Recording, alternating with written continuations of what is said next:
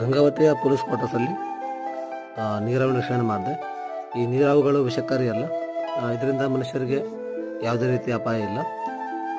ಈ ನೀರಾವುಗಳು ನೀರಲ್ಲಿ ಜಾಸ್ತಿ ಇರೋದರಿಂದ ಮನೆ ಸುತ್ತಮುತ್ತ ಚರಂಡಿ, ನೀರಿನ ಟ್ಯಾಂಕ್, ನೀರಿನ ಸೊಂಪು ಇಲ್ಲೆಲ್ಲ ಕಾಣೋ ಸರ್ವೇ ಸಾಮಾನ್ಯ. ಈ ನೀರಾವುಗಳು ವಿಷಕಾರಿ ಅಲ್ಲ, ಹಾಗಾಗಿ ಅವರು ಭಯಪಡಬೇಕಾಗಿಲ್ಲ. ಈಗ ಮಳೆಗಾಲ ಶುರು ಆಗಿದೆ. ಈ ಸಮಯದಲ್ಲಿ ಹಾವುಗಳು ತುಂಬ ಕಾಣ್ತವೆ. ಕಾರಣ ಈ ಸಮಯದಲ್ಲಿ ಹಾವುಗಳು ಮರೆ ಆಗ್ತವೆ. ಆಮೇಲೆ ಈ ಕಪ್ಪೆಗಳು ಜಾಸ್ತಿಯಾಗಿ ಅವನು ಬೇಟೆಯಾಡೋಕ್ಕೆ ಹಾವುಗಳು ಹೊರಗೆ ಬರ್ತವೆ. ಕೆಲವೊಂದು ಹುತ್ತಲೆಲ್ಲ ನೀರು ಹೋಗಿ ಹಾವುಗಳು ಬೆಚ್ಚಗಿನ ಪ್ರದೇಶ ಹುಡುಕ್ತವೆ.